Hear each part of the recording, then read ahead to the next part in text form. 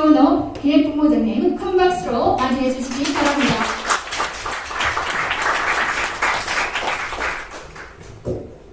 오늘 살펴볼 말씀은 삼국유사 고조선조로 알아보는 국통과 사상입니다. 경사는 제가 개인적으로 처음 와봅니다. 사실 대구는 뭐 들려봤지만 경사는 처음인데 오히려 이 경산을 지나서 양산을 먼저 가봤네요. 제가 부산은 이제 자주 가봤지만 그래서 오늘 이 경산에서 좀 뜻깊은 시간을 가지게 돼서 개인적으로도 너무 좋고요. 지금 하다만 소극장인 것 같은데 사실은 뭐 우리가 역사 문제라는 것이 그냥 뭐 거대한 담론이라기보다는 역사가 왜 우리의 일상에서 중요한 문제인가 하는 것을 이야기를 나누는 시간이기 때문에 사실 이런 소공간, 작은 어떤 공간 속에서 서로가 서로의 어떤 눈빛도 보고 또 마음도 읽으면서 또 체온도 느끼면서 그러면서 이렇게 얘기를 좀 나눠봤으면 좋겠고요. 우리나라의 대표적인 고대 사서하면 혹시 기억나는 게 있으시죠? 뭐 여기 적혀 있으니까 삼국유사는 당연히 얘기하겠고 또 삼국사기. 우리는 고등학교, 뭐 중고등학교 다니면서 흔히 이제 뭐 우리의 고대 사서하면 삼국사기, 삼국유사 이 얘기를 흔히 들었을 거예요. 그런데 삼국사기는 1145년에 김부식에 의해서 저술된 걸로 알고 있고요. 그리고 오늘 알아볼 삼국유사는 1281년에 이련 스님에 의해서 쓰여졌다 이렇게 알고 있을 겁니다. 한 140년이 조금 안 되는 그런 시간 차이를 두고 있는데 그런데 우리는 일반적으로 그런 생각을 하고 있어요. 삼국사기는 정사고 삼국유사는 조금 이렇게 뒷담화 모아놓은 거다. 그러니 요즘 말로 야사다. 뭐 이런 식으로 생각을 해서 오히려 이제 삼국유사보다는 삼국사기에 대한 믿음을 조금은 더 가지고 있을 걸로 생각을 합니다. 그렇지만 오늘 내용을 통해서 삼국유사의 가치를 우리가 새롭게 봐야겠구나 하는 생각을 좀 해볼 수 있으리라 생각을 합니다. 그래서 그 얘기를 좀 나눠보도록 하겠습니다. 지금 보듯이 삼국유사를 쓰신 이련 스님과 그리고 삼국유사가 삼국사기하고 다른 점이 뭐냐면 바로 고조선조라는 내용이 기록이 되어 있어요. 그래서 바로 지금 보이는 그림은 고조선, 왕검조선이라고 또 써있죠. 그래서 쭉 처음 시작이 이제 위서에 쭉 나오는데 여러분 나라 이름에 사실은 옛 글자를 쓰는 나라는 없겠죠. 그죠? 그런데 왜 여기에는 이제 고조선이라고 하고 가로치고 왕검조선이라고 했냐면 이 고조선 다음에 위만조선이 등장해요. 그러다 보니까 그 위만조선과 구분을 짓기 위해서 위만조선이 이전에 있었던 나라다 해서 옛 글자를 써서 고조선이라는 이름을 붙인 것 같습니다. 그런데 이제 고려대 최광식 교수께서 이런 얘기를 했어요. 뭐 방금 전에 제가 얘기했지만 삼국사기는 정사, 삼국유사는 야사라는 인식부터 바꿔야 됩니다. 삼국유사야말로 한국 역사의 틀을 잡아주고 근본을 다지게 해주는 역사서다. 한평생 연구하신 분이 삼국유사의 가치에 대해서 최근에 이런 전도를 하고 다닙니다. 사실은. 그래서 삼국유사가 왜 삼국사기하고는 좀 다르냐 그 얘기를 좀 몇 가지 먼저 말씀을 드리면 삼국사기에 비해서 우리 역사의 시간과 공간적 범위를 넓힌 게 바로 이 삼국유사입니다. 삼국사기는 여러분들이 아시다시피 신라, 고구려, 백제 이 삼국의 역사를 기록한 역사서예요. 그래서 한 1000년의 역사를 기록한 내용이 되겠습니다. 그렇지만 이 삼국유사는 오늘 제목과 같이 고조선조부터 우리의 첫나라라고 인식되는 고조선으로부터 쭉 이어진 약 3000년의 역사를 기록하고 있습니다. 그러니까 시간적 범위가 다르죠. 그러다 보니까 고구려, 백제, 신라만 다루던 이런 공간적, 우리 역사의 공간적 범위도 저 만주까지도 우리 역사의 활동 범위로 기록한 것이기 때문에 삼국유사, 고조선뿐만이 아니고 구여, 뭐 이런 역사를 쭉 기록했기 때문에 공간적 범위까지도 훨씬 확대시켜 놓은 것이 바로 이 삼국유사의 그 사서의 가치가 있습니다. 그리고 오늘이 이제 중점적으로 살펴볼 내용인데 단군조선 이전에 황웅천왕의 신시 건국 역사를 기록하고 있어요. 삼국사기에는 등장하지 않는 내용입니다. 그리고 일반적으로 우리가 단군 조선, 고조선조라고 하니까 일반적으로 단군왕검의 고조선 건국 이야기가 주를 이룰 거라고 생각하지만 사실은 뒤에서 살펴보지만 오히려 황웅천왕의 신시 건국 이야기가 더 많은 글자 수를 차지하고 있어요. 그리고 세 번째는 대륙뿐만 아니라 해양 세력과의 융합을 밝히고 있다. 지금 요즘 이제 가야고분군 세계 유네스코 등재 문제로 한참 시끄럽죠? 지금 그 해당 지역인 저 전라북도 남원이라든지 또 저 경상남도 합천 이 두 지역이 일본 서기에 등장하는 임나 관련한 지명으로 기문이라든지 다라라는 그 지명으로 유네스코에 등재하기 위해서 지금 추진하고 있는데 그게 얼마나 심각한 문제인지를 모르고 있어요.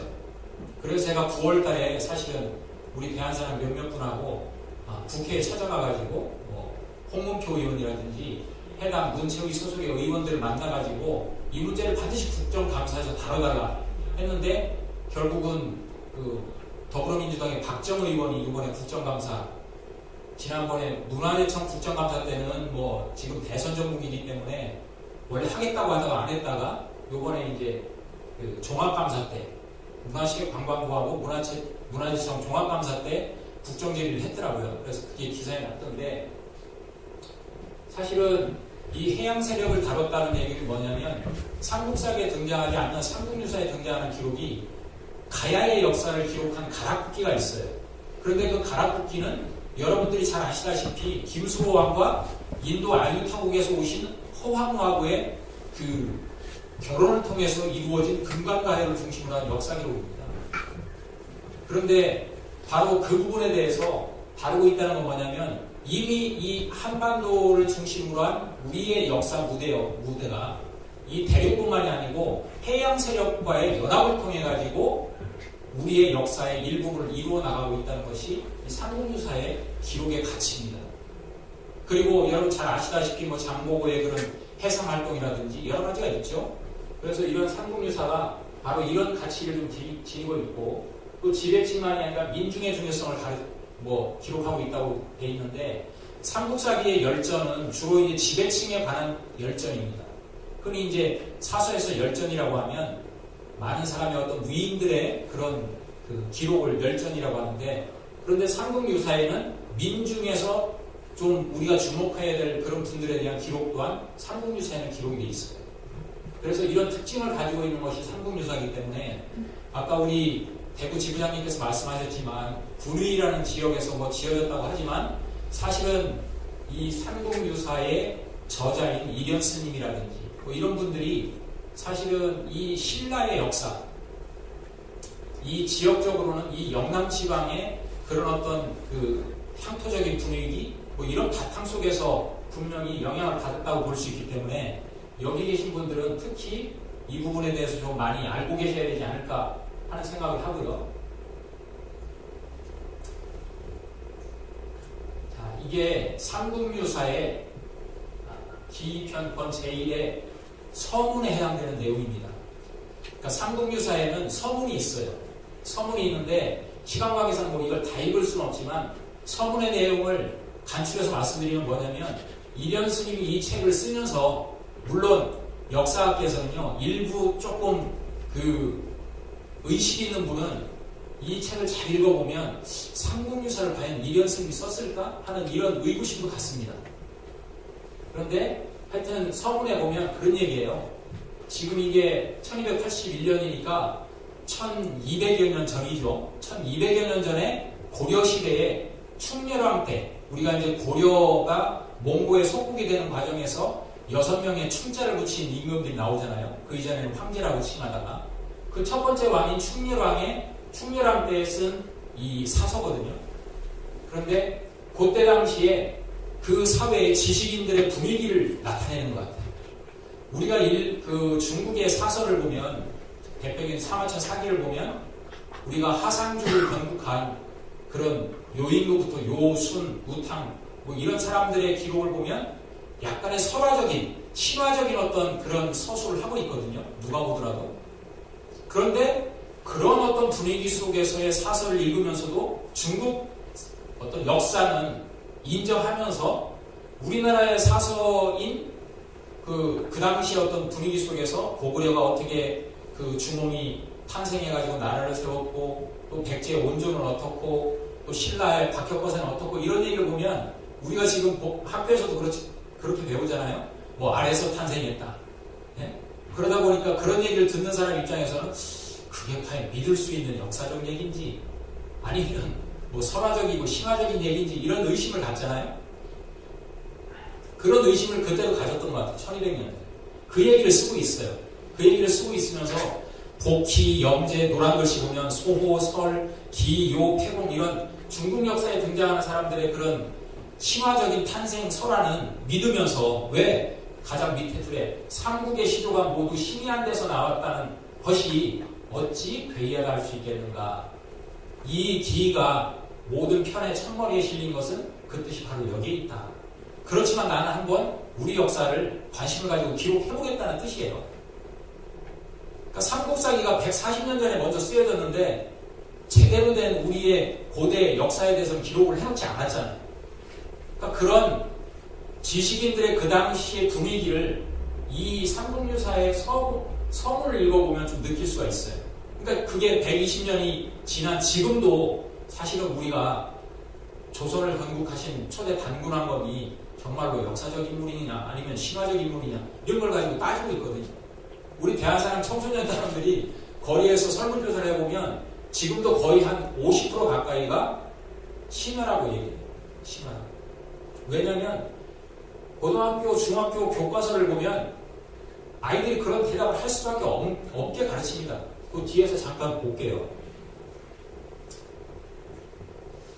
자, 고조선조의 첫 구절이 이렇게 시작을 합니다. 고조선조는 위서라는 그 당시에 전해져 내려오던 사서와 고기라는 사서를 인용을 해가지고 우리나라의 고조선 건국 과정에 대해서 기록을 해놓고 있어요. 그런데 첫 번째 위서를 인용해서 이 두 줄로서 고조선의 건국 과정에 대해서 정리를 해놨습니다. 이게 첫머리거든요. 위서에 이르기를 내왕 2000년 전에 단군왕검이 계셨다. 입도 아사달하시고 도읍을 아사달에 점하시고 개국 나라를 여셨는데 뭐라고 불렀냐? 조선이라고 불렀다는 거예요. 아까 고조선이라는 옛글자가 없죠? 그러니까 조선이에요. 우리가 일반적으로 아는 중국의 당나라 같은 경우도 이세민이 세운 당나라 이전에 요임금이 세운 나라도 당나라예요, 이름이. 그래서 당요라고 부르잖아요. 그렇지만 요임금이 세운 당나라에 고당이라고 얘기하진 않아요, 옛글자를 붙여서. 그리고 그때가 여고동시다. 저 여고동시는 그 중국의 당나라의 요임금 때를 가르칩니다. 그런데 저 위서라는 책은 위서라는 이름을 가진 사서는 여러 개가 등장합니다. 왜냐하면 중국의 역사를 쭉 보면 위라는 나라 이름을 가진 게 여러 차례 등장하기 때문에 그래요. 그런데 뭐 여기서 긴 설명을 할 수 없지만 저것은 아마 전국시대의 전국 칠웅 중에 하나였던 위나라로 추정이 됩니다.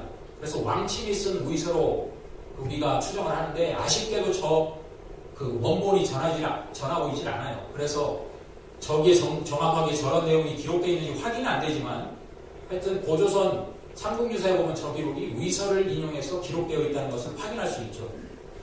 그래서 전국시대가 기원전 4세기부터 100년 전, 200년 전, 한 200년간 지속이 됐던 게 춘추 전국시대에서의 전국시대이기 때문에 그때를 기준으로 해서 2000년 전이라는 얘기예요. 그러니까 정확하게 우리가 단군조선은 흔히 공식으로 외우잖아요. 서기전 2333년 전에 세워졌다. 그러니까 저 기록이 맞는 거죠. 2000년 전. 자, 이런 기록이 있는데 지금 현재 우리나라의 대표적인 학자들이 이 고조선에 대해서 어떻게 논문을 쓰고 있는지를 분석을 해보면 자, 대부분 저 왼편에 있는 거는 지금 고등학교 역사 교과서에 등장하는 지도예요. 고조선을 나타내는 지도거든요. 그런데 여기 보시면 자, 우리나라 해방 이후에 대표적인 역사학의 태두라고 하는 이병도 시로부터 해서 지금의 송호정 교수나 오광민 교수, 오광문 교수까지 쭉 이어지는 이 사람들의 고조선에 대한 연구 논문을 분석을 해보면 대부분 고조선의 중심지는 대동강, 지금 북한의 평양으로 얘기하고 있습니다. 그리고 시기적으로는 BC 2333년도 얘기하지만 보통 BC 10세기 전후를 고조선이 실질적으로 세워진 시기라고 얘기를 하고 있어요. 그러니까 우리가 일반적으로 이 시간적인 부분하고 공간적인 부분에 대해서 아직도 우리는 조선 총독부에서 만든 일제강점기 시절에 조선 총독부에서 만든 그 반도사관에서 전혀 벗어나고 있지 못하다. 현재 역사학계가. 그것은 뒤에서 얘기를 살펴보다 보면 알 수 있습니다. 자, 지금 현재 고등학교 국사교과서와 중학교 국사교과서의 역사질이 부도입니다. 이거는 왼편 거는 중학교고 오른편 건 고등학교 건데 잘 보세요. 고조선의 건국과 문화 범위라고 해서 흔히 저것은 고조선의 강역을 나타내는 지도예요. 그런데 노란색으로 되어 있는 부분은 황토색 부분의 그 부분만이 고조선의 지역이라고 가르치고 있어요. 지금 현재 고등학교, 중학교에서. 그 이유는 뭐냐면 고조선의 대표적인 표지 인물이라고 할 수 있는 비파형 동검과 그리고 고인돌이 출토되는 지역을 바탕으로 해서 일어났던 고조선의 대표적인 유물이 나오니까 여기야말로 고조선이 통치를 행했던 지역이겠구나 하고 판단하고 지도를 그린 건데 여러분들이 잘 아시다시피 대한민국 남쪽, 한반도 남쪽은 고조선의 문화 범위, 강역으로 표시를 하고 있지 않죠. 그런데 보면 표지음으로 다 등장을 해요. 이 대한민국 땅에서. 비파형 동검들이 막 쏟아져 나오잖아요. 다. 고인돌도 나온다고 돼 있고 물론 이게 정확하게 숫자를 표시한 것도 아닌데요. 저것도 아주 생략해서 기록해놓고 고등학교 지도에서는 고인돌이 아예 없는 걸로 나와요. 그런데 여러분 잘 아시듯이 전북의 고창이나 이 경상도 또 부산 김해 쪽이나 이런 데서도 고인돌이 엄청난 고인돌이 쏟아져 나와요. 그런데 하나도 표시가 안 돼 있죠. 고등학교에. 그럼 왜 우리가 현재 21세기 해방 이후 76주년의 광복절을 지낸 지금 이 시간까지 우리 학교에서 우리 아이들에게 이렇게 고조선에 대해서 가르칠까? 물론 그 원인을 찾아서 올라가면 아주 높이 올라갈 수 있어요. 그런데 일단은 가장 근접하게 이 영향이 남아있는 원인을 한번 찾아보면 사실은 최근에 80년대 이후에 윤내용 교수라든지 박선희 교수가 문헌이라든지 아니면 복식사 연구를 통해서 고조선의 강역을 나타낸 것은 분명히 이 한반도 전체와 저 만주 지역 전체가 고조선의 그 범위였다는 것을 연구 결과로 내는 것들도 많이 있어요. 그런데 이런 것들은 아직 반영이 안 되고 있다는 거예요.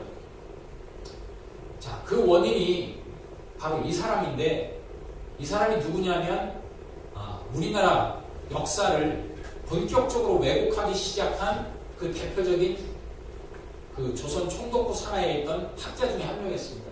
바로 누구냐면 이만희씨 류라는 한자 이름으로는 금서룡이라고 하는 사람인데 이 사람이 조선 총독부에 들어가서 촉탁으로 일하면서 이제 우리나라의 이제 역사 왜곡에 앞장서는 인물이 되었는데 이 사람이 박사학위 논문으로 쓴 게 뭐냐면 조선 고사의 연구라는 요 내용입니다. 근데 이 조선 고사의 연구에 보면 그 서문의 목차를 보세요. 단군고, 기자조선 전설고, 열수고, 진번, 군고 해서 쭉 나오죠. 바로 단군조선에 대해서 연구한 것이 이 사람 박사학위 논문의 핵심이었어요. 그런데 이 내용을 이 부경대의 이근우 교수가 정리를 한 걸 쭉 보면 저 논문을 분석해 보니까 핵심이 뭐냐면 바로 이런 내용들이에요. 우선은 단군을 신화로 얘기하면서도 단군 신화가 우리 한민족과 관련된 신화가 아니라는 겁니다. 저 논문의 핵심 내용을 보면. 그리고 단군 신화가 한반도 전체의 신화가 아니라는 거예요. 남쪽 한민족의 신화는 일본 신화와 공통성이 있다는 거예요. 그리고 단군이라는 용어는 원래 예전부터 내려오던 것이 아니라 고려시대에 만들어진 용어라는 거예요. 그리고 그래서 삼국유사에 실리고 세종실록에 실리면서 개국시조로 자리 잡게 되었다. 이런 것을 주장한 논문입니다. 그래서 결론적으로는 한민족 전체의 시조시는 존재하지 않는다.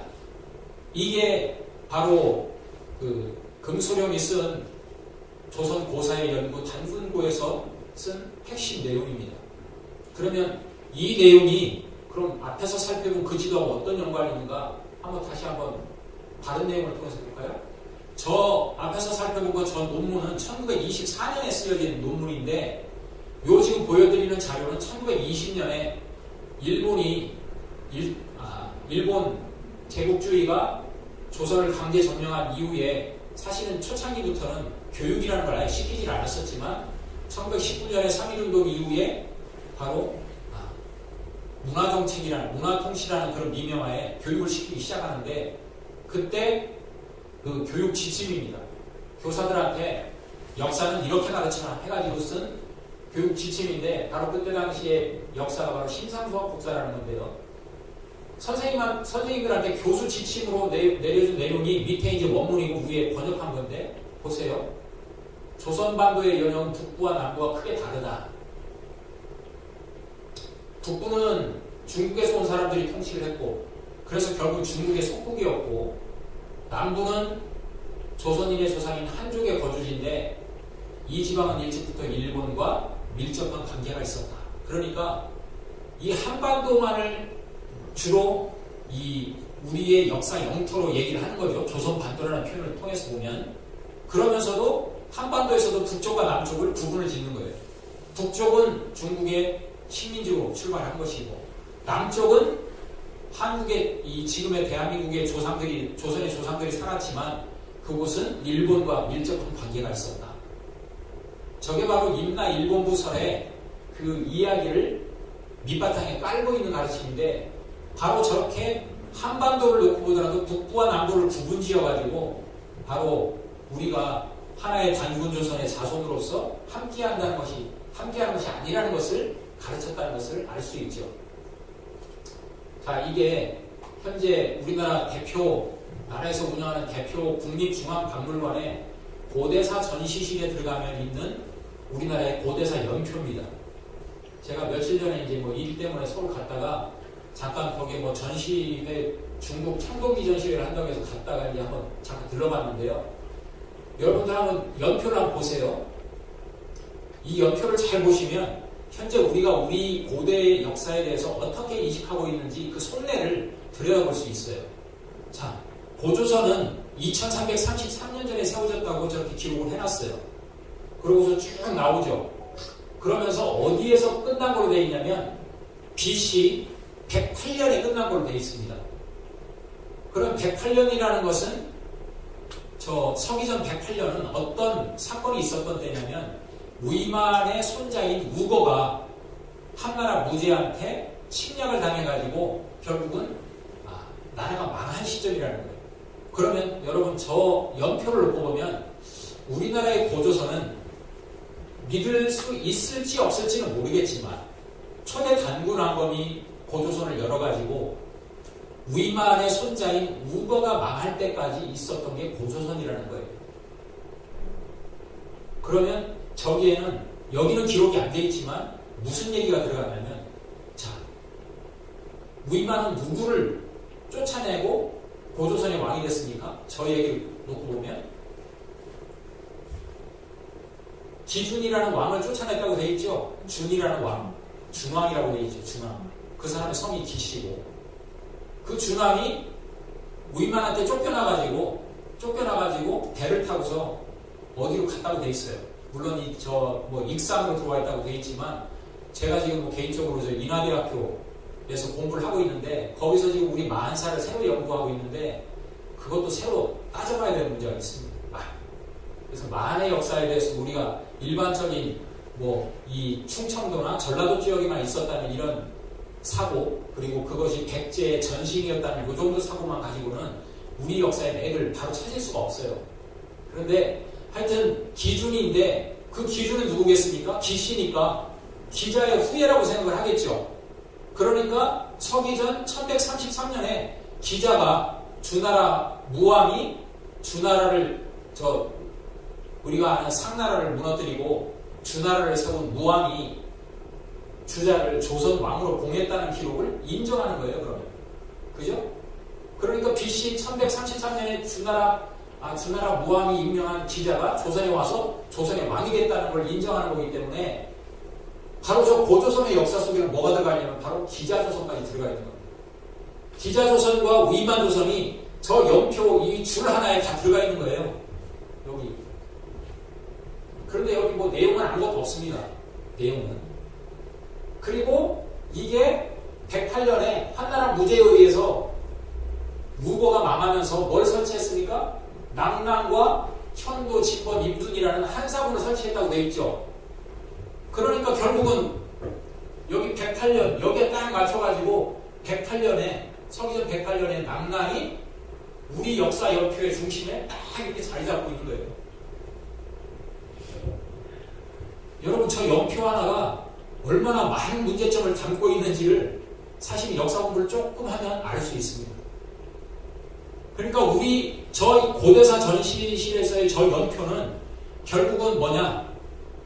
단군 왕건이 고조선을 건국했다고 하는데 그게 사실인지 아닌지는 모르겠고, 그러니까 BC 청동기가 등장하는 BC 10세기나 12세기, 결국 기자조선이 세워지는 그때 당시에 비로소 고조선이 국가를 형성했다고 가르치면서 그것이 위만한테 망했으니까, 연나라의 그 망명인이 위만한테 망했으니까 그럼 어떻게 됩니까?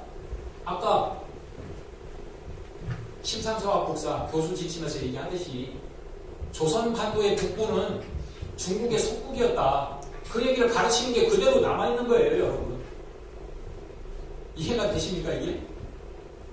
그래서 우리 역사 연표에 낙랑이라는 것이 고조선을 이은 우리 여러 역사 중에 하나의 주체 세력으로 엄연히 여기 자리 잡고 있는 거예요. 108년부터 313년까지 근 400년간 우리 역사에서 자리 잡고 있었다고 가르치는 겁니다.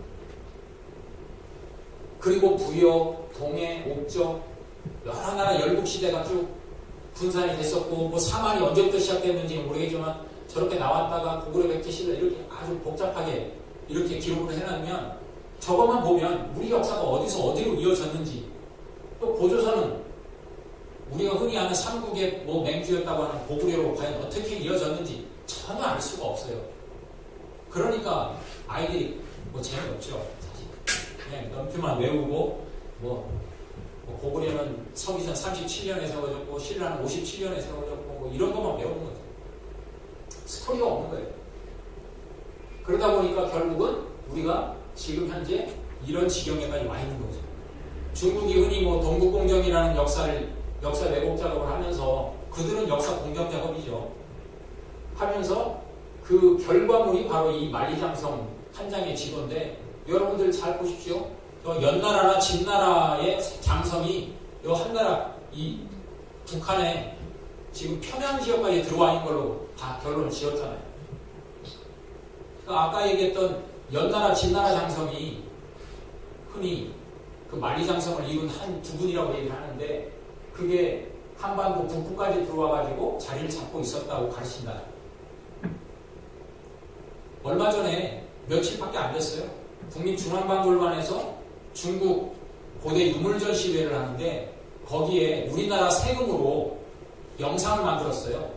1억 2천만 원을 들였다고 하는데, 그 영상 지도에 보면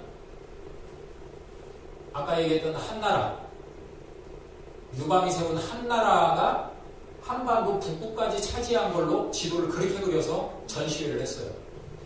그러니까 중국 유물전시회인데도 우리나라 세금을 들여가지고 우리나라 학예사들이 참여해가지고 만든 지도가 그렇게 만들어서 한 거예요.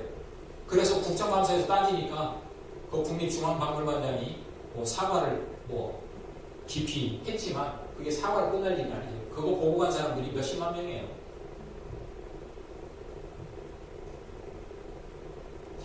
한번 그 다음 내용을 볼게요. 고조선조의 그 다음을 인용한 것이 바로 고기라는 책인데, 저 고기라는 것이 그 당시에 전해지던 사서 중에 옛 기록이라고 돼 있어서 저게 사서의 이름인지 아니면 그냥 그 당시 전해지던 여러 기록들을 보면서 옛 고자를 써서 곡이라고 했는지는 아직은 정확하게 파악이 안 되지만, 자, 삼국유사 고조전조의 바로 이제 핵심이 바로 곡이라는 책을 인용하면서 얘기하고 있습니다. 고기에 이르기를 서교 환국, 옛적에 환이라는 나라가 있었다. 환국이라는 나라가 있었다고 분명히 되어 있어요. 그리고 서자부의 환웅이 사의천하, 아주 자주 천하에 이 세상을 한번 다스려보고자 하는 뜻을 가졌다는 거예요. 그러면서 탐구 인생, 이 세상 사람들을 한번 구해보고자 하는 그런 욕망이 있었는데, 욕심이 있었는데, 부지자리, 아버지가 아들의 뜻을 아시고, 하시 사무이 태백하니 아래로 사무이와 태백을 내려다보니 가히 홍익인간이다. 가히 널리 세상을 이롭게 할 만한 곳이다. 이렇게 돼 있죠. 자, 우선은 이 곡이라는 내용, 요 몇 줄 속에서 우리가 확인해야 될 것이 뭐냐면, 아까 삼국유사의 가치를 최강식 교수가 얘기하면서 단군조선 이전에 환웅천왕의 신시건국의 과정을 기록하고 있다는 얘기를 했어요. 그런데 우선은 그 내용 이전 또한 여기에 기록이 되어 있습니다. 그게 뭐냐면 바로 이 환웅천왕이 하시 사무이 태백하면서 탐구인쇄하기 위한 그 과정을 기록하면서 서교 환국이라는 얘기를 하고 있거든요. 옛적에 환국이 있었다. 그러니까 이미 환웅천왕이 이 동방으로 사무이 태백을 내려보면서 탐구인쇄하고자 하는 그 과정에서 이미 백그라운드가 되는 나라가 있었다는 뜻이에요. 그 기록이 삼국유사 고조선주에 등장하고 있습니다. 그게 뭐냐? 환국이라는 거예요. 환국. 그런데 이 환국에 대해서는 우리는 지금 누구도 얘기를 안 하고 안 가르치죠. 왜? 당연히 단군 신하니까. 근데 보세요. 그 이유 중에 하나가 이 원래 삼국유사 고조선주에 있던 1512년에 조선 중종 때 처음 발간된 이 판본이 지금 전해지고 있는데요. 그건 이제 그 당시에 그 명나라 왕의 연호를 빌려가지고 정덕본이라고 이렇게 이름을 하고 있는데, 저 1512년이 60갑자로 따지면 임신년이에요. 임신년.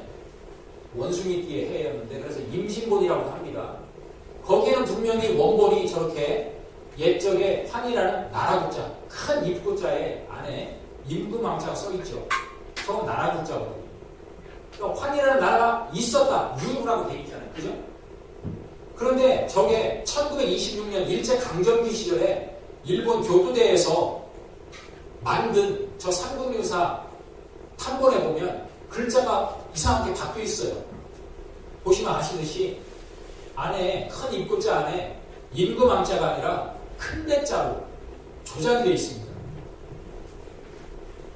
그럼 저게 무슨 글자가 되냐면 환인이라는 글자로 바뀌어요.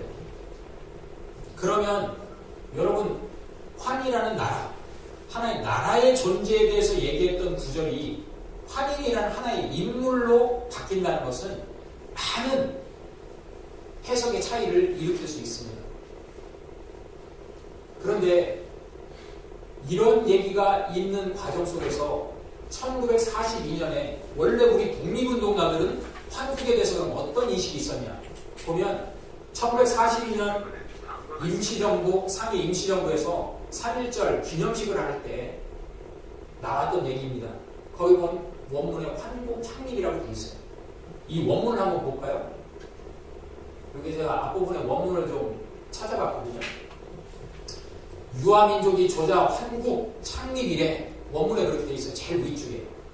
자, 유아, 오직 우리 민족이 처음에 환국을 창립한 이래로, 이런 뜻이거든요. 그러니까 환국이라고 저는 분명하게 기록이 되어 있어요. 환국이라고. 환국을 창립한 이래로 쭉 거쳐간다는 뜻이죠. 단족, 부여, 사만, 삼국, 고려, 조선, 이급, 대한민국, 이렇게. 그러니까 우리의 쭉 역사의 맵을 기록을 하는 거예요. 환국이 창립된 이래로 단군조선, 부여, 또 사만, 고구려백제 신라의 삼국, 또 고려, 그리고 조선을 거쳐서 오늘의 대한민국까지 5천년지 국가와 주권을 한족이 이 이어서 계속 계승했다. 그래가지고 마지막에 보면 고, 전, 국까지 인격, 국가의 온전한 인격을 끝까지 보호했다. 그러니까 이미 우리 독립운동가들의 역사인식은 환국으로부터 대한민국까지의 이런 역사인식, 역사의 맵, 족보를 이해를 하고 있었다는 뜻이거든요. 그런데 지금 우리는 단군조선에 대해서도 제대로 회복을 못하고 있는데 이미 100년 전에 나라의 독립을 위해서 목숨을 바쳤던 우리 독립운동가들은 환국의 창립에 대해서 우리 역사의 시작점으로서 인식을 하고 있었다는 것을 확인할 수 있죠. 그런데 우리는 이런 독립운동가들의 역사인식을 계승한 것이 아니라 지금 현재 우리는 조선 총독부의 그런 시민사학의 반도 사관을 잇고 있다는 겁니다. 그러면서 그 원문을 한번 쭉 이어서 볼게요. 그래서 환웅이 판부인세 하니까 결국은 환국 말에 마지막 환인께서 딱 내려서 보내죠. 그래서 내수 천부인 3기하사 경암이지 천부인 3개를 주어서 경암 보냈단 말이죠. 그래서 이지 그곳을 다스리겠다. 우미 솔도 삼천하사 강어 태백산정 신단수하시니 우이지 신시요 시의 환웅천암야시니라. 여러분 잘 보세요. 삼국유사 고조선조라는 원사서에 환웅천암이 신시라는 나라를 건설한 이야기가 이 과정이 이렇게 자세히 기록이 되어 있습니다. 우리 사서에 1281년에 저술했다고 알고 있는 이 사서에. 그런데 지금 우리는 환웅천암에 대해서는 뭐 아예 우리 학교에서는 가르치지도 않고 역사적 인물로 그리고 뭐 신시라는 부분에 대해서는 더더욱이나 안 가르치죠. 그렇잖아요? 그런데 이 내용을 잘 보면 천부인 세계, 천부 문화가 있고 그 다음에 뭔가 역사에서 정통성을 인정할 때 우리가 흔히 뭐 옥새라는 걸 전해주잖아요. 뭐 이런 사극 드라마를 보면 그 당시에도 뭔가 증표를 줬다는 걸 알 수가 있어요. 인생이라는 뜻은. 그리고 이런 천부라는 문화가 등장하는데 저거는 뒤에서 잠깐 살펴보고요. 그리고 솔도 삼천이라고 되어 있죠. 물이 3천을 거느렸다고 되어 있는데 여러분 3천이라는 것을 한번 생각을 해보세요. 그럼 3천이라고 하면 정말 3천명만 거느렸을까? 저기에서 3천이라는 것은 대표적인 그 사람 3천명일 거예요. 그러면 그 한 사람이 보통 그 당시에 5명을 한 가족으로 친다면 15,000명 조직이라고 볼 수 있어요. 그럼 지금도 현대에도 15,000명이면 작은 도시는 아니지만 분단위는 다 이룰 수 있는 조직이에요. 여러분. 그런 인원을 거느리고 나라를 태백산정 신단수하에 내려와서 나를 열었는데 신시다. 신단수하와 신시 이 기록에도 우리는 주목해 볼 필요가 있는데 뒤에서 한번 살펴보고요. 하여튼 환웅천왕의 얘기가 기록이 되어 있습니다. 그래서 앞에서 얘기했던 최강식 교수가 이런 얘기를 했어요. 삼국유사 고조선조가 총 437자로 되어 있는데 그 중에 단군에 대한 내용은 191자, 환웅과 관련된 서술은 246자. 그러면 이게 단순히 삼국유사 고조선조라고만 얘기할 수 있겠습니까? 바로 삼국유사 신시조라고 얘기할 수도 있죠. 그러니까 앞에서 얘기했던 석유 환국, 옛적에 환국이 있었다는 그 환국의 존재와 그리고 그 환국을 이어가지고 환웅천왕이 정통성을 계승해서 천부인 세계를 받았으니까 그리고 태백산정 신단수하로 내려와서 신시를 건설했다는 이 신시 배달의 건국 이야기 그리고 그 건국 이야기로부터 이제 뒷부분으로 이어지는 단군조선으로 이어지는 과정이 이 고조선조에 그대로 실려 있다는 거죠.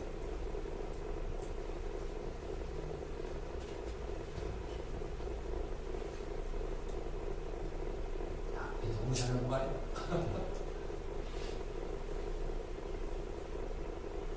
그런데 앞에서 그 내용을 보셨지만 신단수라는 것은 우리가 일반적으로 이제 학교에서 배웠던 역사를 바탕으로 얘기하면요. 흔히 소떼문화죠.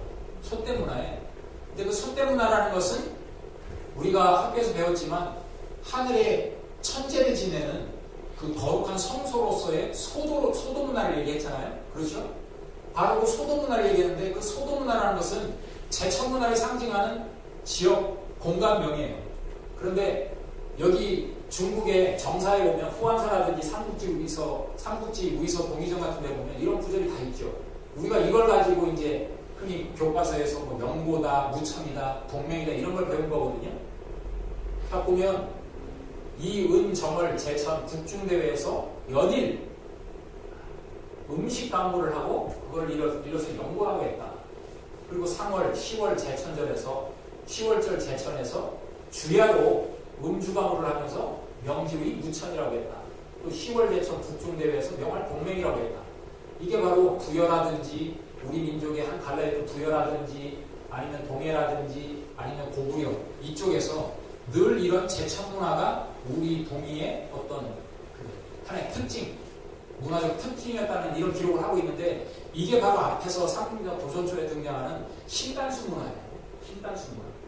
그 신단수 문화도 그 신단수 문화를 바탕으로 나라를 열었기 때문에 나라 이름을 신시라고 했던 거예요. 그래서 이 기록을 바탕으로 해서 유적들이 많이 나오는데 여러분들이 잘 아시는 강화도 중심의 강화도 남부 쪽에 있는 마리산에 가면 꼭대기에 이런 참성당이 있죠. 우리나라 전국체전할 때 체화를 여기서 하잖아요. 올림픽 체화할 때는 그리스 그쪽에서 하고 우리나라 전국체전할 때는 바로 여기서 하는데 바로 왜 마리산 참성당에서 그런 체화를 하겠어요? 그런 상징성이 있으니까 하겠죠. 그런데 지금 이 마리산 참성단은 저 참성단에 지금 현재 올라갈 수가 없어요. 2년 동안 지금 현재. 지금도 가둬놓고 있습니다. 철저하게. 왜? 수리 보수를 하겠다는 이유를 명목으로 해서 저걸 못 올라가게 해놨는데 얼마 전에 일본 황실에 전담 감독이 와가지고 우리 대한사람 팀들하고 한번 저기 가보자 해서 갔는데 지금도 철조망으로 쳐놔가지고 여기 못 올라가게 돼 있습니다. 지금. 참 어처구니 없는 일이죠. 우리의 대표적 역사 유적지 중에 한 곳이 이곳 그리고 초대 당군항공하고 관계되는 이 유적을 참배를 못하게 해놨다. 그리고 지금 현재 고등학교, 중학교 역사교과서 8종은 이 참성단 그림이 한 종 빼고는 다 빼버렸어요. 지금 당군항공 0종도 다 뺐습니다. 중학교, 고등학교 교과서, 국사교과서예요. 이제는 당군항공 0종도 볼 수 없고 고조선의 대표적 유적지인 참성단도 볼 수가 없어요. 아이들이 이제 모릅니다.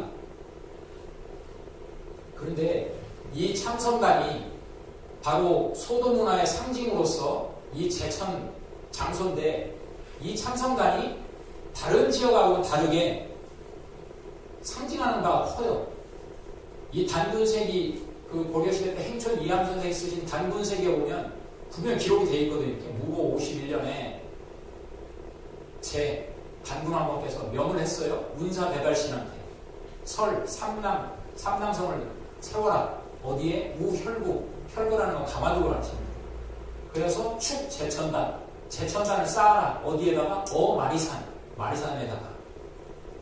오늘날의 금 참성단이 시하다. 이런 기록이 있잖아요. 그럼 참성단이 언제 세워진 거예요? 초대 당군왕검이 명을 해가지고 서기전 2283년에 세웠다는 기록이 이렇게 있어요. 그런데 이 참성단을 다른 제천단하고는 다른 점이 뭐냐면 일반적으로 제천단하면 이제 원형의 제천단을 많이 생각하지만 이 참성단은 사각형의 제천단 위쪽에 저 위에 지방이라고 되어 있죠. 그리고 밑에는 천원이라고 해서 둥그런 모양을 띠고 있죠.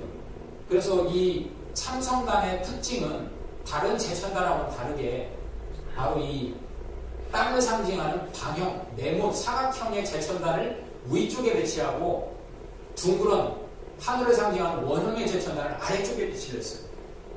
그래서 상방 하원식의 제천단을 만들었는데 이거는 주역의 64궤로 보면 11번째 궤인 지천택궤를 상징합니다.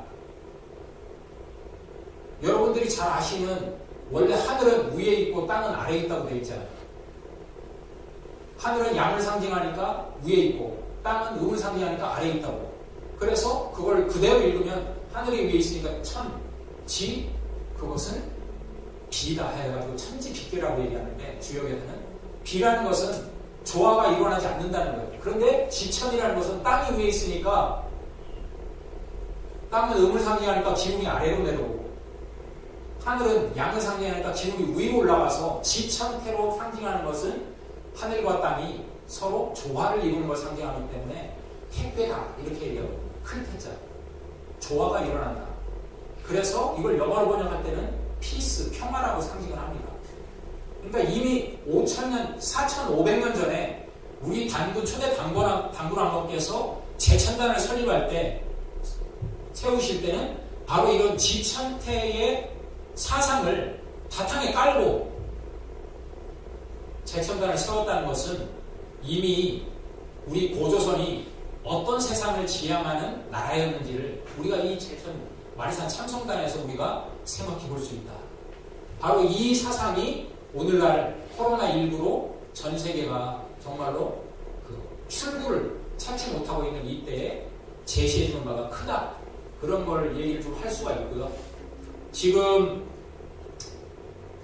여러분들 뭐 최근에 넷플릭스 오징어 게임 시리즈 드라마 때문에 전 세계가 원반각 이 문양이 전 세계 하나의 놀이문화를 상징하는 그런 모양으로 가르쳐지고 유행을 하고 있는데 여러분들 이 원반각이라는 것은 원과 네모와 세모라는 것은 이것은 본래 이제 하늘과 땅과 인간을 상징하는 건데 이 원반각 문화는 사실은 지금 오늘날에 이렇게 유행되는 문화라기보다는 우리 역사 속에서 상고로부터 꾸준히 전해져 내려오던 문화예요.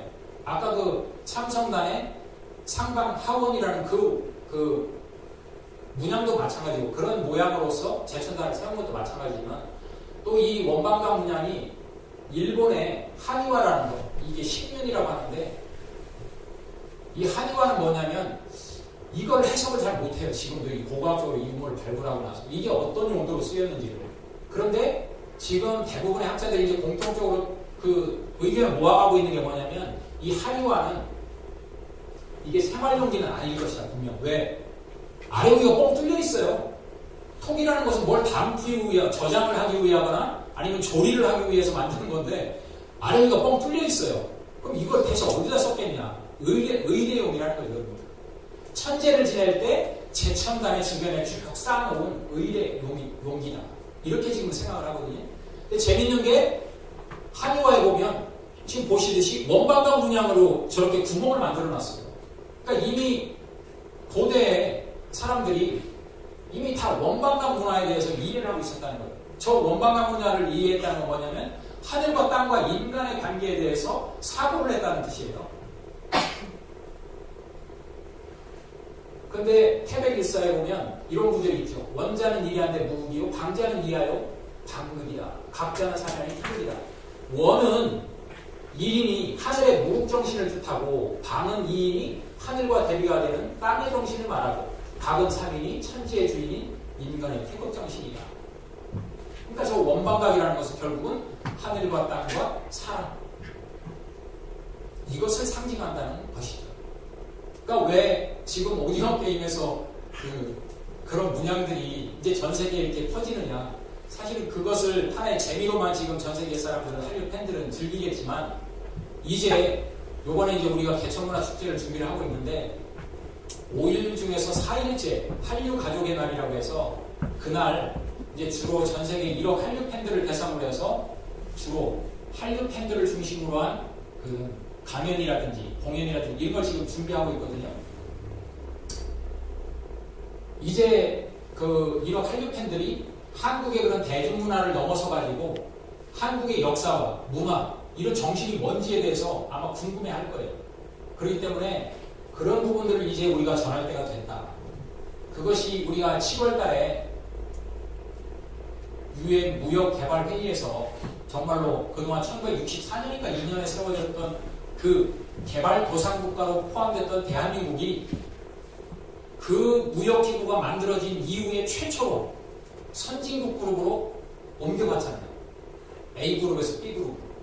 기존의 B그룹 31개국에서 우리가 100개국에서 99개국에서 이쪽으로 넘어갔어요. 우리가.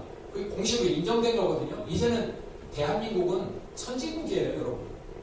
선진국인데 이제 우리한테 남은 건 뭐냐? 역사 혁명이 남은 거예요. 정치, 경제, 사회, 문화 이 모든 것을 이제는 선진국 반열에 제대로 올려놓을 수 있는 역사 혁명이 남은 건데 그걸 통해서 이런 문화들이 이제 나가야 된다. 태백산 제천당도 이런 원형과 반영형의 이런 모양들이 있죠.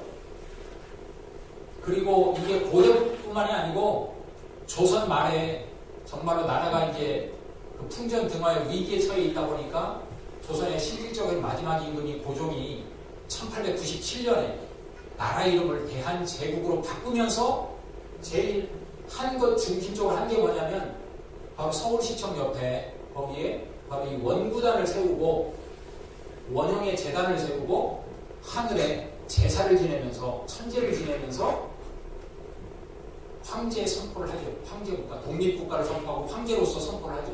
이런 문화가 그대로 고대로부터 지금까지 이어져 오고 있다는 거예요. 이런 제천의 문화가.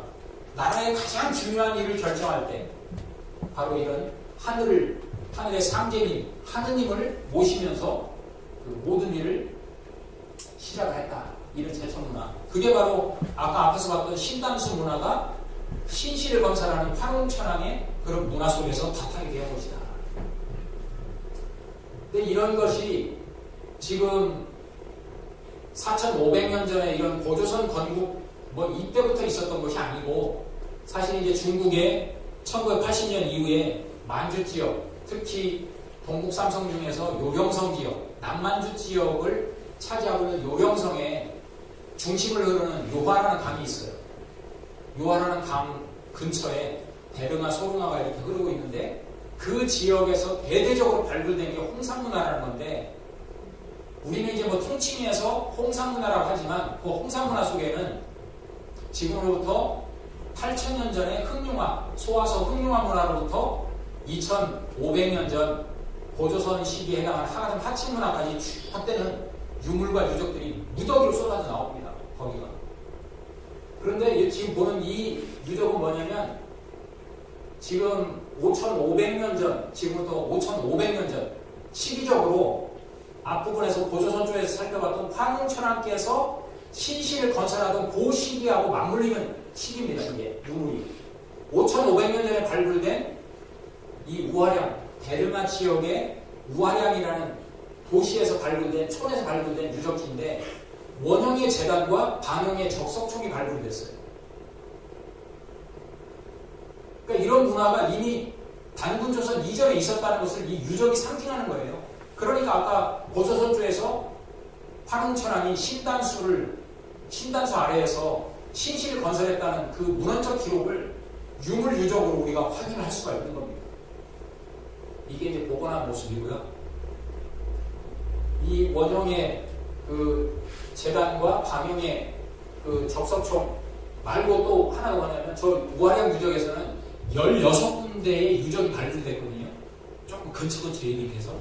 근데 저 묘라고 되어 있는 거, 저 여신전은 요 그 원형 재단하고 적석총이 발굴된 좀 떨어진 지역에서 발굴이 됐어요. 그래서 거기 이제 별도로 저렇게 하는 건데 저 여신전, 그래서 이미 총묘단 이런 적석총과 원형의 재단 문화와 천재 문화와 그리고 어떤 신을 모시는 신전, 그게 묘인데 신전 문화가 있었다는 건 뭐냐면 이미 국가 조직을 갖춘 문명 집단이라고 봐야 된다는 것이 중국 학계와 대학 이 학자들의 공통된 의견입니다.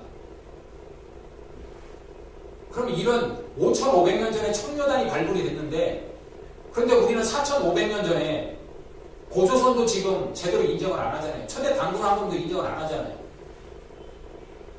아까 앞에서 봤던 우리 대표적인 학자들 뭐라고 했습니까? BC 10세기 전후를 고조선의 실질적인 국가 건국으로 봐요. 그러니까 그 3,000년 전밖에 인정을 안 합니다. 그런데 바로 근처에 우리 원래 고조선의 강역지역이었던 그곳에서 청묘단의 문화가 5,500년 전에 이런 문화가 쏟아져 나오잖아요. 그런데 왜 이걸 연구를 안 하고 이걸 인정을 안 합니까? 우리 역사로. 오히려 중국 사마천 사기에는 이런 기록과 부합하는 역사 문헌 기록이 없어요. 삼국유사 고조선조에 있는 문헌 기록과 이게 일치합니다. 시기적으로나 내용적으로. 한번 볼까요? 이게 이제 그 지역인데, 좋아. 가운데 흐르는 산양 바로 옆에 랴오 용화강이 흐르죠? 그리고 다리모, 게르나가 흐르죠? 저기 보면 1, 2, 3, 4, 5, 6, 7 쭉 흐르죠? 그래서 여기에 보면 칠펑이라고 되어 있는데, 여기가 이제, 여기는 지역상으로 중국의 내몽골 자치구에 들어가거든요. 그 내몽골 자치구의 이 적봉시가 여기 홍산, 붉은 산이 있다고 해서 이제 저기를 통칭해서 이제 홍산문화라고 얘기를 하는데, 원래 이제 저 요하 문명에 보면 제일 위쪽에 보면 소화서 문화부터 해서 흑룡화 문화, 사해 문화 쭉 내려오죠. 그러면서 이 하가리 하침 문화, 샤자된 하침 문화까지 쭉 오는데, 저 신석기 문화, 소화서 흑룡화 문화는 기원전 7,000년, 지금부터 9,000년 전, 그리고 8,200년 전. 여러분 한번 생각해보세요. 2,000년 더 돼가지고 9,000년 전, 8,200년 전 문화를 생각해보십시오. 우리나라 교과서에서 어떻게 가르치냐 아시죠? 몸집 짚고 요 나뭇잎으로 여기 뭐 중요한 데 가리고 사는 사람으로 가르쳐요. 근데 제가 중요한 거 사진 많이 안 갖고 왔지만, 저때 이미 도시계획을 해가지고 주거시설이 아주 도시계획을 한 그런 유적지가 8,200년 전에 흑룡화 문화에서 발굴이 돼요. 아주 계획적인 도시계획을, 도시를 건설한 흔적이 나옵니다. 그리고 그때 당시 집안에 화로, 구덩이에다가 신을 상징하는 그런 조각을 세워가지고 탁 세우는 그런 유적지가 발굴이 돼요. 그건 뭐냐? 집안의 평안과 이 불이라는 게 에너지 문제, 가장 중요하잖아요. 그 당시 사람들. 지금도 에너지 없으면 못 살아요. 추위에. 그럼 8,000년 전 사람들한테 중요한 게 뭐겠습니까? 먹거리하고 에너지예요. 뺄까? 그래서 토기들이 많이 쏟아져 나오죠. 토기라는 건요, 그냥 흙만 있어서 나오는 게 아니에요. 토기는 보통 천도시 점유해가지고 그런 고열을 낼 수 있을 때 토기를 만들 수 있습니다. 그러면 이미 7,000년, 8,000년 전에 저 사람들 속에서 엄청나게 많은 토기들이 발굴이 되는데, 그럼 그때 당시 있는 사람들이요, 천도시 이런 불을 다룰 수 있는 능력을 가졌다는 뜻입니다. 근데 지금 우리 그런 걸 제대로 가르치나요? 그냥 신석기 시대 하면 뭐 돌이나 조금 뭐 정교하게 다듬어서 쓰는 사람은 아니죠. 저런 문화들이 발굴되는데, 신석기 시대, 그 다음에 신석기와 청동기 병용시대, 홍산문화, 기원전 4,500년 전이에요. 그러니까 지금부터 6,500년에서 5,000년 전인데, 아까 봤던 그런 유적들은 5,500년 전으로 추정되는 거예요. 그게 바로 어디입니까? 듀오량, 우아량, 여기 어디냐면 이게 다 고조선 활동지역이에요. 중국은 여기에 이제 그 연산산맥이라는 게 흐르고, 여기 대응하량 산맥이 있고, 여기 이제 또 청산산맥이 있는데, 옛날은요, 고대에는 그 강이라는 것은 문화를 하나의 문화로 만들고요, 산맥은 문화를 나눕니다. 그런데 여러분들이 한번 구글 지도를 들어가가지고 여기 이제 그 지형 지도를 한번 보세요. 그러면 여기 산동성에서 이쪽 요동 지역, 이 요병성 지역하고 연결되는 데는 대부분 큰 산맥이 흘러요. 여기 약간 이게 해안가로에서 길이 뚫려 있습니다. 그러니까 중국 문화하고는 다릅니다. 그래서 저 요하 문명과 우리가 흔히 얘기하는 세계 4대 문명 중에 하나인 황하 문명하고는 인구학적으로 사람이 달라요. 다른 종족이라는 얘기입니다. 그 다음에 이쪽에서 나오는 토기하고 이쪽 황하 문명 쪽에서 나오는 토기하고는 달라요. 황하 쪽은 주로 채도, 그림이 그려진 토기들, 이쪽은 흔히 얘기하는 빗살무늬 토기. 다릅니다. 그러니까 어떻게 하나의 문명이겠습니까? 다르다니까요. 그럼 저 문명은 누구하고 연관이 있겠어요? 그거 한번 볼까요? 자, 장, 퉁배, 우사, 운사. 그래서 황웅이 퉁배과 우사와 운사를 거느리고 이 주곡, 주명, 주경, 주영, 주선학하여 범주, 인간 360여 사시니 재생이와 하시니라. 자, 물이 3천을 이끌고 오셨다고 했어요. 앞부분에서. 그러면서 퉁배과 우사와 운사를 거느렸다고 했어요. 저기에서 바람과 비와 구름이라는 건 어떤 의미가 있겠습니까? 이미 이제는 정착문명을 통해서 농경사회를 이루어 나간다는 어떤 의미가 있어요. 그럼 왜 떠돌이 문화가 아니라 정착사회를 이루느냐? 우리가 먹거리가 해결된다는 뜻이에요. 먹거리가 해결이 안 되면 도시를 형성할 수가 없잖아요, 사람들이. 왜? 각자 먹거리를 찾아다녀야 되니까. 그러면 농사를 지어서 농산물이 풍부했고 잉여 생산물이 있으니까 사람들이 모여가지고 도시를 건설하고 국가를 건설할 수 있다는 뜻이죠. 그러면 그거를 사람들이 있으면 조정을 해야 되는 조직이 필요한 거예요. 그러니까 풍백, 우사, 운사라는 게 있고 또 여러 가지로 해석할 수 있지만 하여튼 기본적으로는 그렇다는 뜻이고요. 그러면서 가장 중요한 게 그때 당시에 뭐겠느냐. 그러니까 주거, 먹거리를 해결을 해줘야 되죠. 그 다음에 주명, 저 명은 뭐 여러 가지로 해석할 수 있습니다. 왕명을 전달한다고 얘기할 수도 있고 아니면 생명, 목숨을 그러니까 목숨을 관리하는 거죠. 어떻게 보면 생명을 주관하는 그 부서라고 볼 수 있고 주경, 또 질병 이게 가장 중요한 문제예요. 지금도 그렇잖아요. 지금도 병들면 가장 위험한 거잖아요. 그리고 주형, 주선학 이 5개의 부서, 5개 조직이 있는데 이것은 뭐 곡식을 맡았고 왕명을 맡았고 병을 맡았고 이 주자를 그렇게 동사로 해석할 수도 있지만 경주대의 경영학과 교수였던 이강식 교수는 이거를 조직사로 해석을 했어요. 그러니까 그때 당시에 이것은 주곡, 주명, 주병이라는 것은 그냥 뭐 명을 맡았고 곡식을 맡았다는 그런 동사적 의미가 아니라 저거는 조직명이다. 주곡이라는 조직, 주명이라는 조직, 주병이라는 조직, 주형, 주선학이라는 조직이었다. 그러니까 이미 그때 당시에 조직이 있었다는 뜻이에요. 그것도 상당히 일리 있는 해석이거든요. 왜 아까 앞에서 발표했듯이 솔도 삼천의 무리를 거느렸다는 것, 그거 자체가 하나의 조직이거든요.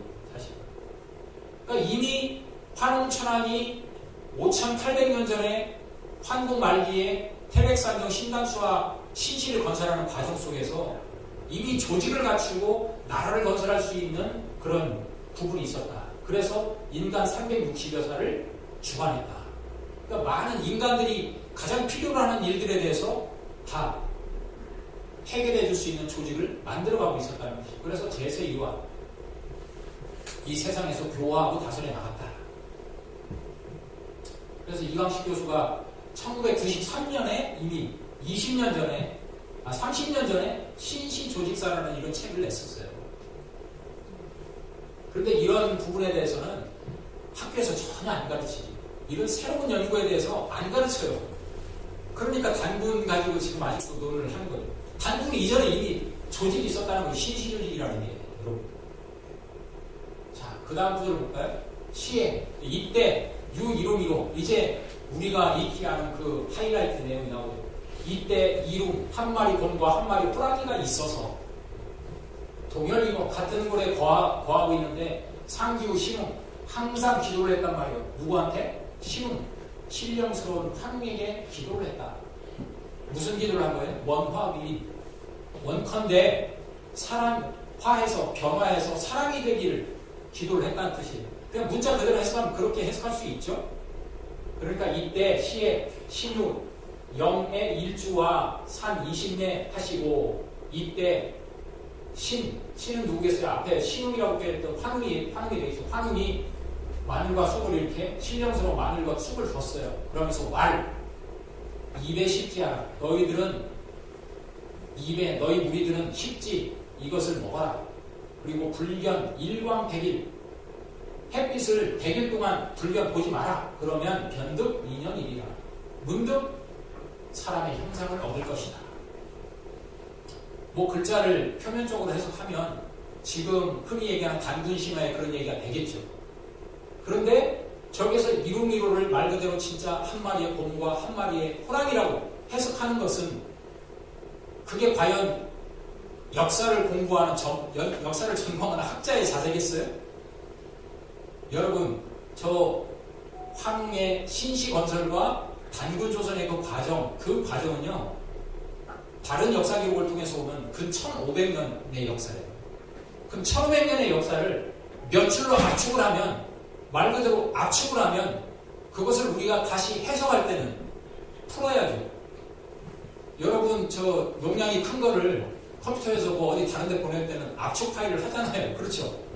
압축 파일로 보내면 읽는 사람 그걸 어떻게 합니까? 디코딩을 해야 되잖아요. 풀어야 되잖아요. 안 풀으면 그거 못 보잖아요.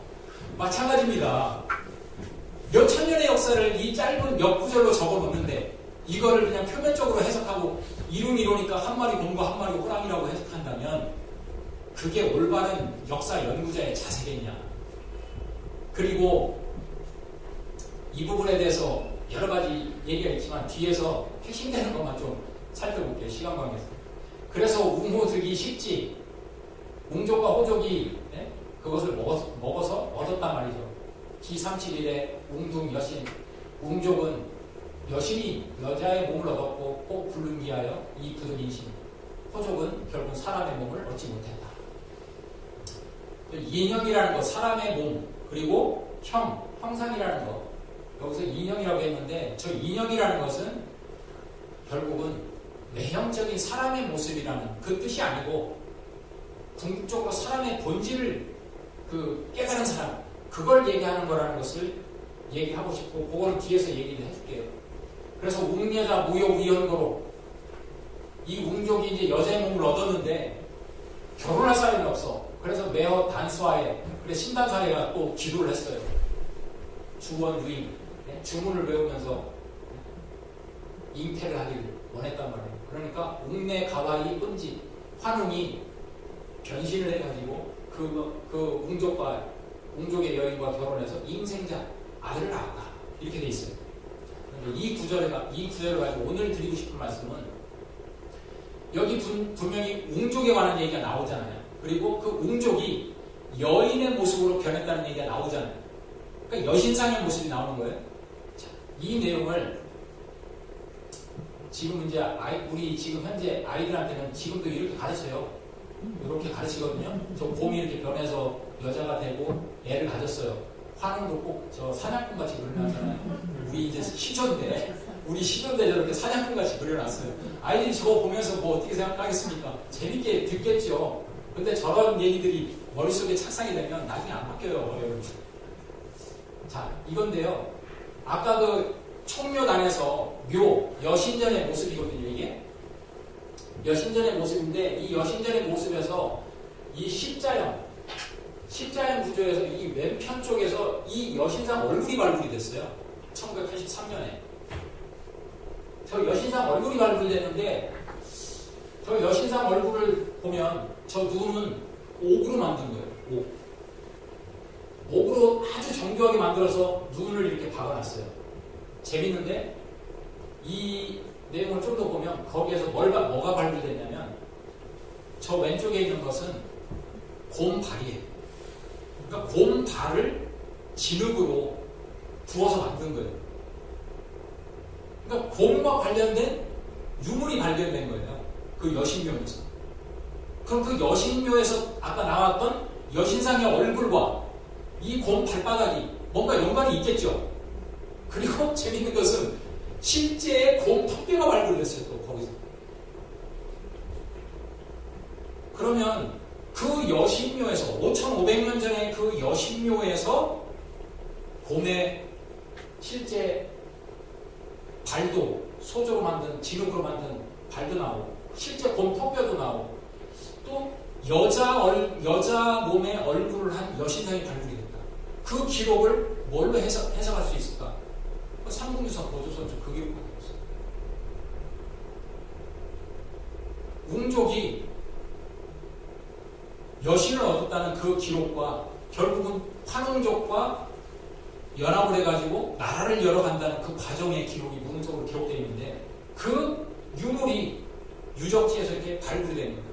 시기적으로도 거의 비슷합니다. 근데 재밌는 게 뭔지 아세요? 이 여신묘에서 이 여신상 이 복원한 모습이거든요. 복원한 모습인데 이 얼굴만 발굴이 됐잖아요. 그래서 다른 유적지에서 발굴된 걸 바탕으로 해서 복원을 했는데 이런 모습을 하고 있어요. 딱 가부좌를 틀고 손은 밑에 아래 배꼽 아래 딱 단정히 모으고 뭔가를 사색하는 모습이라고 볼 수 있죠. 그런데 재밌는 게 하나만 발굴된 게 아니에요. 이 십자형의 정 가운데는 사람 몸 크기의 3배에 해당하는 여신상이 모셔져 있었어요. 그리고 동서남북 네 곳에는 사람 크기의 여신상이 또 모셔져 있었어요. 그리고 동측과 서측에서 사람 인체 크기의 2배에 해당하는 여신상이 모셔져 있었어요. 총 몇 개입니까? 7개죠. 바로 7이라는 상징수가 있어요. 또 여기. 그건 뭐냐면 우리가 제천문화에서 한 가지 생각해야 될 것이 바로 이 천문에서 북두칠성입니다. 그럼 이미 이 당시에 우리 조상들은 천문에서 이 칠성에 대한 인식이 있었던 거예요. 칠성. 그럼 칠성 뭐냐? 북두칠성. 그거는 사람이 태어날 때도 칠성으로부터 온다고 하고 죽을 때도 칠성만 깔고 가잖아요. 사람 죽으면. 그만큼 우리 선조들한테는 이 칠성 문화가 있었는데 재밌게도 이런 우리가 여신, 우리의 자기의 조상이라고 생각했던 이분을 모실 때 저렇게 인체 크기의 3배 여신상을 모시기도 하고 저는 총 7개 그것도 정 십자 모양에다가 하고 있는데 그거는 뒤에서 좀 살펴보고 이런 것이 발굴됐다는 걸 한번 보십시오. 이 당시 5,500년 전에 어떤 사고방식을 가지고 있었는지. 그리고 아까 그 총묘단 적석총에서 이런 게 또 발굴됐어요. 옥으로 이런 청주하게 사람 모양을 한 이 옥지를 제작을 해서 부작품으로 껴묵거리를 해준 거예요. 그럼 왜 사람이 사람을 매장을 할까? 여러분 지금이야 뭐 사람 죽으면 당연히 매장하고 뭐 하는 걸로 알잖아요. 그 5,000년, 6,000년 전에 사람 죽으면 왜 매장을 했을까요? 사람은 언제부터 사람을 매장했을까요?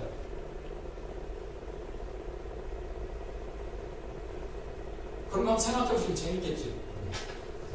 보면 이 고고학적 발굴을 통해서 보면 사람들이 같은 사람을 매장한 그런 풍습이 약 4만 년 전부터 나옵니다. 4만 년 전. 그건 뭐냐면 인간이 뇌가 발달하면서 자전적 기억을 한다는 거예요. 자기가 했던 말과 행동 또 다른 것을 봤던 것을 기억할 수 있는 그런 기억력 그걸 바탕으로 해서 미래에 내가 어떻게 행동해야겠구나 이걸 알 수 있는 인지 능력이 4만 년 전부터 생겼다는 거예요. 연구를 통해서. 근데 하여튼 이런 게 나오는데 여기 보면 재밌는 게 여기에 보세요. 사람의 인당에 아주 이렇게 홈을 팠어요. 그럼 사람의 인당은 여러분 조금 이렇게 동양적인 문화에 익숙한 사람들은 알아요.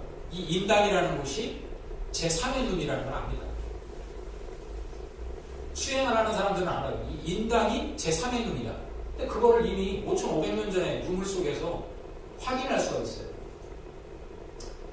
이것도 그때 발굴된 건데 이런 사람 모습 저 여신상인데 요 발 하고 있는 모습이나 손 모양 요것만 발굴이 됐어요.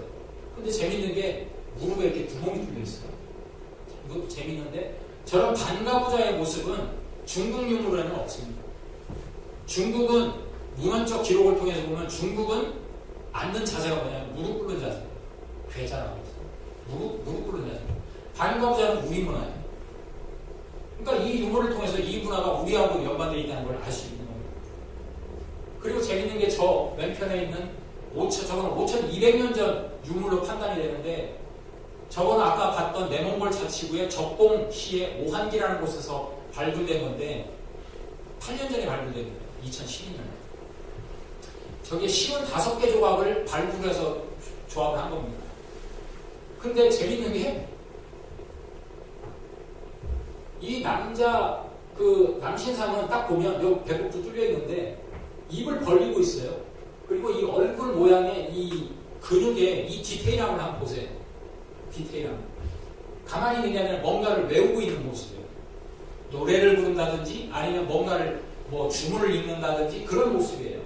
근데 재밌는 게 우리 그 환단고기 상성기 상에 보면 이런 얘기가 있어요.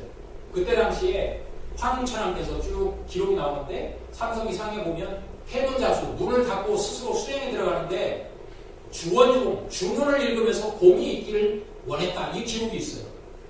그러니까 이미 황웅천왕의 저 그 문화 이 주문 수행하는 이 문화 기록이 있는데 문헌 기록이 있는데 유물 또한 저게 부합하는 유물이 발굴된다. 그러니까 우리가 일반적으로 5,000년 전, 6,000년 전, 7,000년 전의 시대에 대한 인식이 특히 단군 고조선 이전에 배달과 환구까지 거슬러 올라가면 그 문화가 결코 그냥 먹거리만 찾아다니는 문화는 아니었다. 머리 스타일도 보십시오. 산만한 게 아니에요. 머리를 따서 올렸잖아요. 예? 이미 저때 당시에 사람이 짐승하고 다른 게 뭡니까? 그냥 길러지는 대로 늘어뜨리고 다니는 게 아니라 의례를 알았다는 거예요. 의례. 그런 걸 볼 수 있죠. 손모양을 보십시오. 저 지금 다리는 약간 저 옆에서 보면 되는데 이것도 가부좌 틀고 있는 모습이에요. 재밌는 게 머리에 이 백회에 구멍이 뚫려 있습니다. 저 유적도. 이렇게. 정수리에 구멍이 뚫려 있어요. 저 유적으로, 유물을 보면. 그럼 저 유물에 왜 머리에 구멍이 뚫려 있을까? 근데 재밌는 건요, 일본 한의화에도 백회에 구멍이 뚫려 있어요. 이것도 안에는 텅 비어 있는 거예요, 저 도기가. 그럼 저런 머리에 구멍이 뚫어놓은 이유가 뭘까? 그리고 토기를 보면 아까 얘기했듯이 저렇게 통영이라고 하는데 저거를 아래 위가 뻥 뚫려 있어요.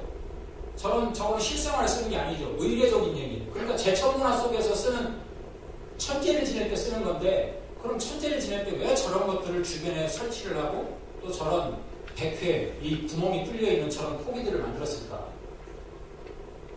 그게 바로 뭐냐면 이 천부경 문화하고 좀 해석할 수 있는데 시간이 많이 흘러가지고 좀 그냥 정리하면서 해야 될 것 같습니다. 이 천부경이라는 걸 좀 알아야 되는데, 이 천부경이라는 것이 태백일사 소도경전 본이라 보면 천재 환국 구전지서라고 되어 있어요. 아까 삼국유사 고조선조에 보면 석유 환국, 옛적에 환국이 있었다고 되어 있잖아요. 그리고 그때 뭐가 전해졌습니까? 내수 천부인 삼비하사 되어 있죠. 이에 천부와 인 세 개를 전수하사. 바로 그 천부 문화가 태백일사에서는 그게 천부경이구나 하는 것을 알 수 있는 저런 기록이 있어요. 천부경은 천재 환국 때부터 내려오던 구전돼서 내려오던 책이다. 그 환웅대성경이 쭉 해서 쭉 전해졌다 돼 있는데, 이게 천부경이 이 우리나라 또 세계적으로 널리 퍼지기 시작하는 그 시초가 바로 1920년에 저 왼편에 있는 전병훈이라는 분이 정신철학 통편에 이 책을 쓰면서 그 제 앞부분에 천부경을 실으면서 그게 전 세계적으로 퍼지기 시작했는데, 안에 보면 그렇게 천부경 처음에 정신철학 3편 목록에서 제1편 단군 천부경 주해라고 되어 있죠. 제일 앞부분에다가 이 천부경을 실었어요. 천부경 81자를 실었는데, 이게 이제 번역돼가지고 독일이나 유럽 쪽으로 나가면서 이 문화, 천부경 문화가 지금 전 세계적으로 나가 있는데, 우리는 오히려 이 문화에 대해서 잘 모릅니다. 천부경은 81자로 되어 있는데요.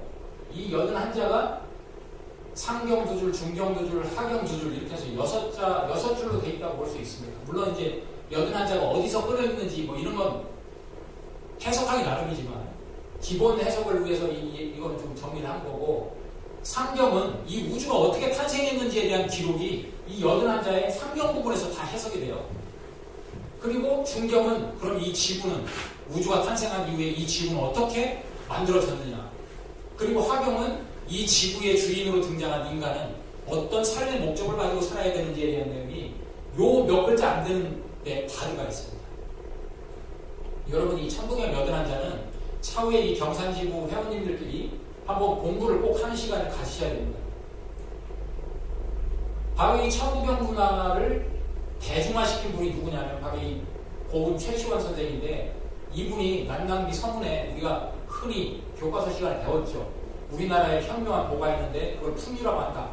설교, 지원, 모든 가르침에 근원이 된다. 비상선사, 선사에 이미 갖추어져서 내려오고 있는데, 신뢰 포함 상교, 이미 우리가 익히 알고 있는 유불도에 대한 그 가르침들이 이미 우리의 풍류문화 속에 다 이미 포함되어 있는 거다. 그래서 그 가르침의 핵심은 접화분생이다, 이런 얘기를 하거든요. 바로 저게 뭐냐면 바로 천부경을 바탕으로 한 문화였는데, 이 문화가 아까 앞에서 가히 홍익인간이라는 그 얘기를 했는데, 그 홍익인간 그 정신이 중세에 이제 접화분생으로 이렇게 드러나고, 지금 현재는 이게 상생으로 이렇게 드러난 거거든요. 이 사상사의 맥도 꼭 한 번은 별도의 시간을 가지고 공부할 필요가 있습니다. 오늘은 시간이 없어서 자세하게 좀 설명 못하니까요. 다음에 한번 이 부분에 대해서도 정리를 꼭 하셔야 됩니다. 단순히 오늘 이제 국통과 사상이라고 해서 우리나라의 어떤 국가, 족보 그것뿐만이 아니라 사상의 맥도 이해할 필요가 있어서 제가 그냥 간단하게 언급하는 거니까 이 부분에 대해서는 알 필요가 있다. 근데 지금 이 홍익과 널리 세상을 이롭게 하라는 이게 오늘의 상생으로 드러나는 이 상생은요 더 의미가 더 확실하고 디테일합니다. 사실. 그러니까 상과 생을 따로따로 한번 보셔야 돼요. 상이라는 글자 한 글자 속에서 모든 것을 해결할 수 있어요. 그리고 그 행위의 방향성은 생이거든요. 그래서 김정설 선생 이 신라 경주 지역의 사람인데 이분이 이 포함 3교 할 때 그 포함이라는 글자를 단순하게 뭐 유불선을 다 이미 뭐 그런 요소들이 들어있다는 단순하게 그렇게 볼 게 아니라 이미 그걸 포함하면서도 이미 그걸 뛰어넘는 내용들이 담겨있다. 우리 문화 속에. 그렇게 이해를 해야 된다고 강조를 했던 분인데 이분이 뭐 그 소설가 김동미 선생의 큰형이거든요. 자, 그래서 호월 단군왕후 그분이 임생자에서 그분을 단군왕후로 불렀는데 당고주의 뭐 겸인년 했는데 이 기록은 좀 오차가 있다고 봐야 됩니다. 그래서 무진년도 봐야 되고 도평영상 시칭 호선 조선. 근데 이 뒤에 보면 우이 도어 백악산 아사달 도읍지를 한번 옮긴 기록이 있어요. 그리고 뭐 궁월산 금미달 그래서 나라가 뭐 1500년 이렇게 지속됐다고 나오는데 그 뒤에 내용을 보면 이게 이제 아까 얘기했던 기자조선 이 얘기도 여기 기록이 좀 돼 있고요. 단군이 또 내리 장당경 기자조선 얘기가 나오면서 또 단군이 도읍을 장당경으로 옮겼다는 얘기가 나와요. 그러니까 아까 아사달에 도읍을 정했는데 백악산 아사달을 한번 옮겼고 여기 또 장당경으로 한번 옮겼다는 기록이 있어요. 그리고 나서 이제 나중에 돌아가서 쭉 했는데 1908세다 이런 기록이 돼 있습니다. 자, 그러면 정리를 해야 되겠습니다. 환단고기를 보면 저 기록을 보완하고 더 명확하게 해주는 기록들이 담겨 있어요. 환단고기에서는 단군세기에 보면 이 진안을 중심으로 해가지고 단군조선이 어떻게 변천했는지가 나오는데 1왕조와 2왕조와 3왕조로 나눌 수 있습니다. 1왕조는 단군이 47대까지 있었는데 그 중에 초대부터 21대까지는 나라를 삼한관경제로서 삼한이라고 불렀고 그 이후에는 3조선 체제로 갑니다. 진조선, 막조선, 건조선. 그게 43세까지 가는데 요 두 왕조 1세부터 43대까지 단군까지가 기록이 연도를 따지면 정확하게 1908년이 나와요. 단군세기 기록. 그러면 삼국유사 고조선조에 아까 마지막에 1908세라고 나오죠. 여기 보면 1908세라고 나오잖아요. 그러니까 저 1908세가 한 분의 영년이 아니라 1대부터 43대까지 43대 단군까지의 영년이라는 것을 환단고기 단군세기를 통해서 확인할 수가 있다는 겁니다. 그런데 왜 그럼 이렇게 기록했을까? 재밌는 것이 사방조 44세부터 47대까지는 나라 이름을 대부여라고 바꿉니다. 그러니까 어떻게 보면 조선이라는 이름으로는 이왕조까지라고 볼 수 있어요. 그러니까 1908년이 삼국유사 고조선조의 기록이 정말로 정확한 기록이라고 볼 수 있는 거예요. 근데 대부여로 바꿨다는 이걸 통해서 보면 우리 역사에 맥을 잡을 수가 있습니다.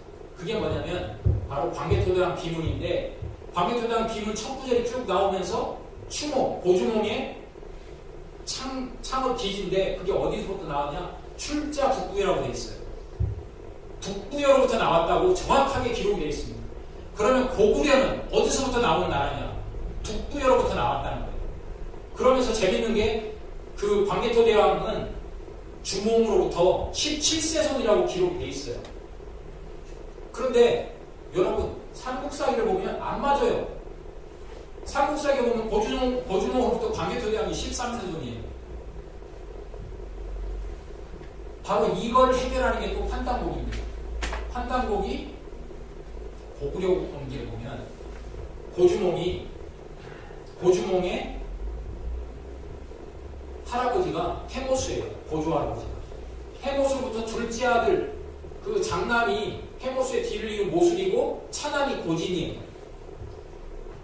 그래서 장남은 북부여의 맥을 잇고 차남이 바로 그 계열에서 고주몽이 나오는 거예요. 그러니까 그 따지면 4세예요. 4세. 그러니까 아까 13세손에다가 4대를 더하면 17대가 되죠. 왜 그러면 그 광개토대왕이 자기는 환지 17세손이라고 했겠습니까? 그리고 출자 북부여라고 했겠어요. 고구려의 바탕은 북부여라는 겁니다. 북부여를 건국한 해모수라는 거예요. 그럼 해모수는 누구냐? BC 239년에 대부여의 위쪽에 나라를 세웠다고 해서 동력자를 붙여가지고 북부여라는 나라를 세운 겁니다. 그러니까 대부여를 바탕으로 북부여가 이어진다는 것을 알 수 있어요.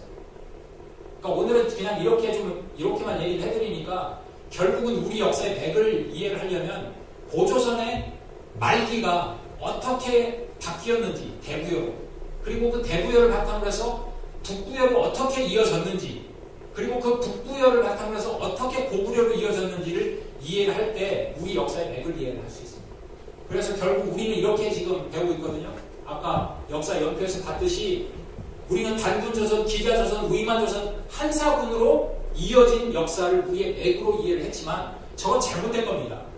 지금도 저렇게 아까 국립중앙박물관 역사 연표에서 가르치고 있잖아요.